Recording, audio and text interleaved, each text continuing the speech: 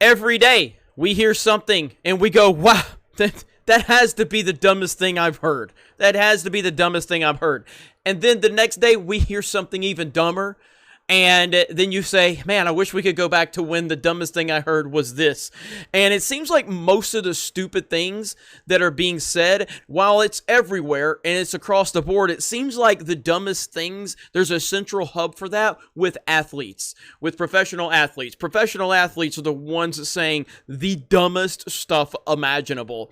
And they are getting so much support from the woke media that covers them. So if you dare say something with facts and logic and common sense, you best believe there's no place in the sports world for that, because we're not all about facts and reality. We're not about common sense and logic. We're about creating a fake boogeyman, and we're about ignoring all of the truth that's out there. That is what it takes to be a professional athlete in 2020. Well, Sir Charles Barkley typically has never been the type to say what's popular. He's never been the one to follow the mob. Sometimes he says things that people agree with, sometimes he doesn't, but he has spoke out tonight.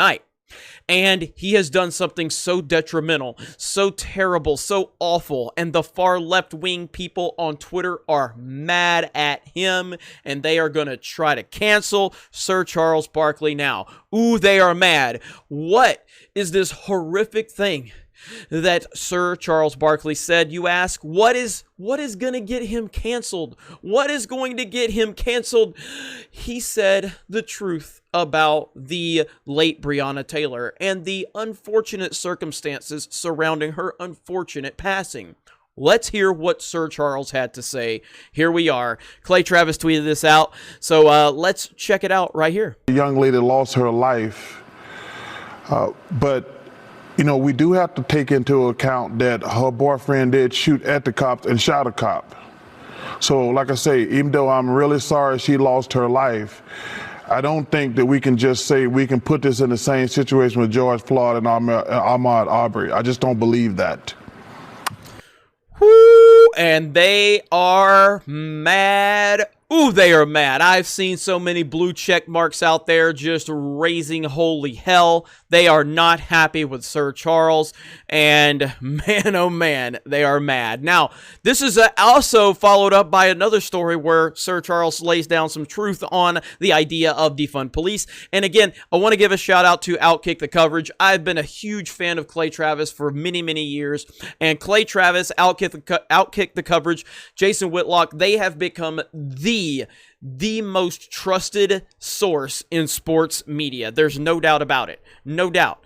And we are happy to follow their lead, and we cover a lot of their stories, and we take a lot of our cues from them, and they're doing a fantastic job. And this is what sports media needs more of. It needs more of the Outkick the Coverage style.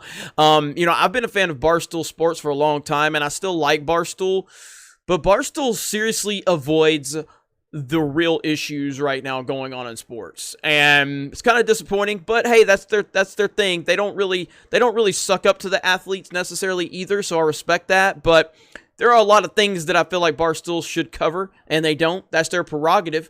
But as a fan of Barstool for a long time, we're at a point now where I want to see the big players in the media covering the hard-hitting stories. And I know for a fact that if Clay Travis or Jason Whitlock was sitting in front of LeBron James at a post-game press conference, they would hold him accountable for the stupid things that he has said, for the lies that he has spread, for the false narrative that he has spread. And that's one reason why they would not be able to sit in front of LeBron James, because LeBron James is a protected echo chamber. And a lot of these pathetic reporters that are covering LeBron continue to let him get away with the nonsense. But just wanted to give a shout out to the Outkick guys. Okay, so these days when things seem completely out of control, leave it to a plain speaking Charles Barkley to bring a much needed dose of reality. Talking to Inside the NBA Thursday night, Barkley had this to say about the concept of defund the police, and here we go. You know, I hear these fools on TV talking about defund the police and things like that. We need police reform and prison reform and things like that. Because you know who ain't gonna defund the cops? White neighborhoods and rich neighborhoods. So that notion they keep saying that, I'm like, wait a minute, we just gonna leave, who are black people supposed to call Ghostbusters when we have crime in our neighborhoods?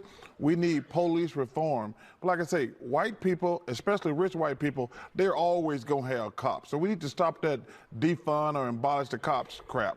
And we strong.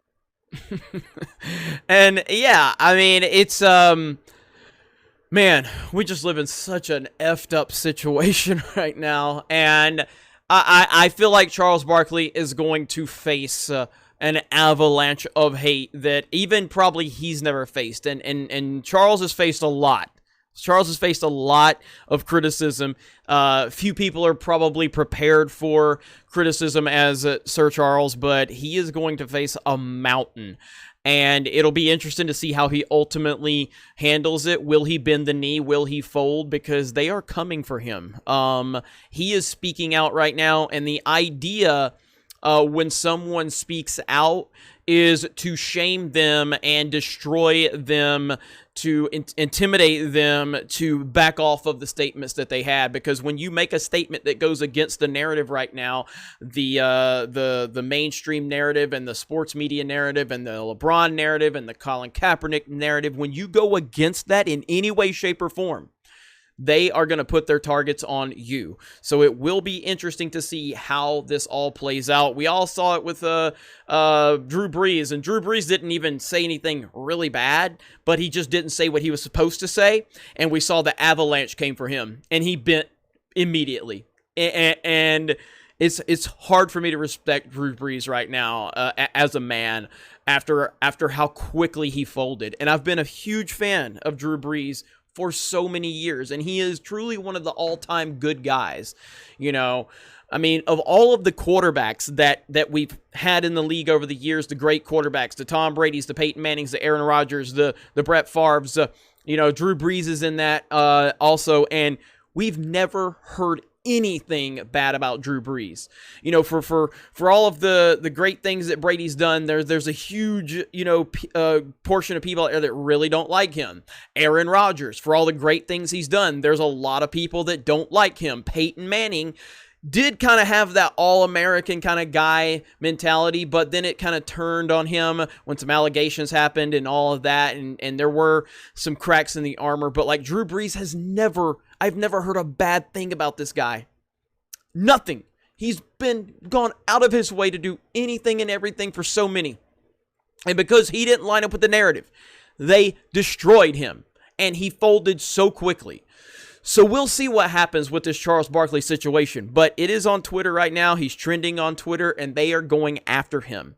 And we'll see if the LeBrons or the Colin Kaepernicks of the world, chime in and say something. We're seeing Kobe Covington with UFC go through this right now because he's not lining up with the narrative, but luckily we have Dana White, who's an actual grown-ass man who, is the president of UFC and who's standing with his guy, and he's not going to fold to the mob. So we'll see what happens, but I'm glad Charles is speaking up. We need more people that actually have a set of balls that can speak up against this nonsense, and we'll see how it all plays out. Thank you guys for the support. We appreciate it. You guys have a great day. Thank you for all the support. Thank you for subscribing to the channel. If you have not subscribed yet, please do.